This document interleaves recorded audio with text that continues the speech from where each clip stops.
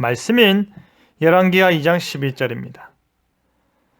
두 사람이 길을 가며 말하더니 불수레와 불말들이 두 사람을 갈라놓고 엘리야가 해오리 바람으로 하늘로 올라가더라. 열왕기상에서 열왕기의 하로 넘어가면서 자연스레 세대 교체가 이루어짐을 볼 수 있습니다. 열왕들 반대편에 서서 하나님의 진리를 선포했던 엘리야의 시대에서 이제 엘리사의 시대로 넘어가는 것입니다. 두 사람이 함께 길을 가다 엘리야는 하나님께로 올라가게 되는데요. 주가 이끄시는 역사라는 제목으로 말씀이 주는 교훈을 함께 나누겠습니다. 엘리야는 자신의 제자 엘리사와 함께 길을 갔습니다. 두 사람은 함께 길을 걸으며 계속해서 대화를 이어갔는데요. 아마도 엘리야가 지금까지 감당하여 왔던 하나님의 일이 어떠한 것인지, 그리고 엘리사가 앞으로 도맡아야 할 하나님의 일은 무엇이어야 하는지를 서로 이야기하였을 것입니다.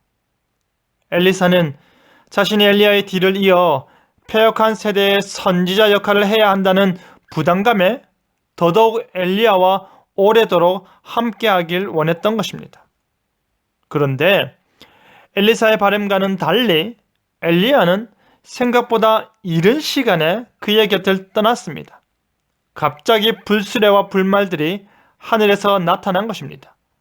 하나님께서 갈멜산에 불을 내려서 그가 진정한 이 시대의 선지자임을 증거하셨듯이, 불의 역사 가운데 엘리야의 사역이 증명되었듯이 하나님의 현현을 상징적으로 보여주는 불타는 수레와 불타는 말들이 하늘에서 내려와 엘리야와 엘리사 두 사람 사이를 갈라놓은 것입니다. 방금 전까지만 하더라도 엘리야와 엘리사는 함께 길을 걸으며 대화를 주고받았고, 엘리사는 그와 더 오래 함께하기를 소망하였지만 하나님께서는 초자연적인 방법을 통해 그 둘의 사이를 갈라놓으신 후 해오리 바람으로 엘리야를 하늘로 데려가신 것입니다.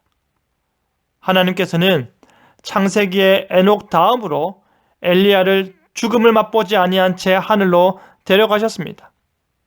아담 이후 악하고 타락하여 패역한 시대에 진정한 신앙인은 하나님 나라에서 영생하게 됨을 보여주었듯이, 분열왕국 시대 이후 악하고 타락하여 패역한 시대에 동일하게 진정한 하나님의 종 엘리야가 하늘에서 영생하게 됨을 보여주는 것입니다.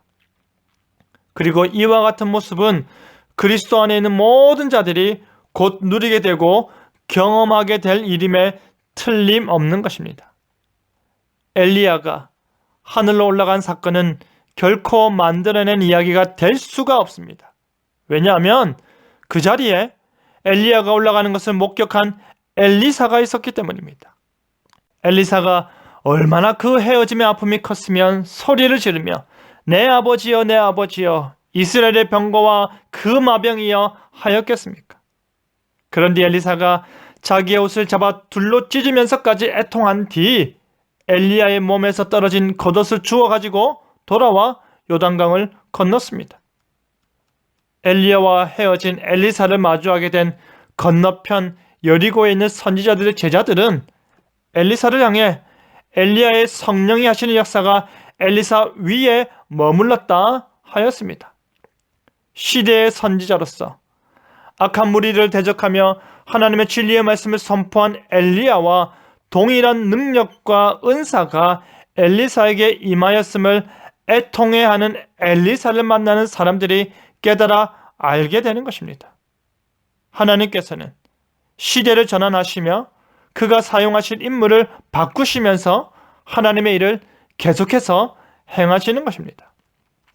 사랑하는 성도 여러분, 하나님께서는 엘리야를 사용하셨습니다. 그가 겁이 먹고 그가 탈진하고 그가 힘겨운 나날들을 보냈다 하더라도 하나님께서는 그를 사용하사 시대의 복음을 전하셨습니다. 그리고 이제 그를 하나님 품으로 데려가시며 새로운 일꾼을 세우셨습니다. 하나님께서는 엘리사를 통해 그의 일을 계속해 나가시는 것입니다. 주가 하시는 역사는 계속되는 것입니다. 주님은 동일하시나 그의 일꾼은 바톤 터치하며 바뀌는 것입니다. 그리하여 우리 역시도 주가 하시는 역사에 포함되고 쓰임받는 저와 여러분 되기를 간절히 바랍니다. 아멘.